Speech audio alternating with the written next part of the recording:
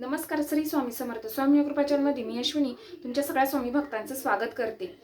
आपल्याला खूप आर्थिक अडचणींचा सामना करावा लागतो, पण याच्यावर उपाय मात्र भेटत नाही.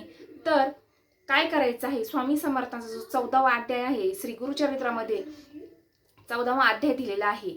श्री दत्त महाराजांच्या कृपेने 14वा अध्याय हा एकदम चमत्कारिक 14वा अध्याय मानलेला गेलेला आहे. 14 दिवसाचा संकल्प करून आपल्याला नित्य नियमाने 14वा अध्याय हा आंघोळ झाल्यावर वाचायचा आहे. याची नियम साधेच आहे. आपण आंघोळ झाल्यावरही वाचू शकतो. फक्त आपल्याला मांस वगैरे बाहेरचं वगैरे खायचं नाहीये. बघा, तुमच्या आयुष्यात असे खूप छान रिझल्ट जाणवेल.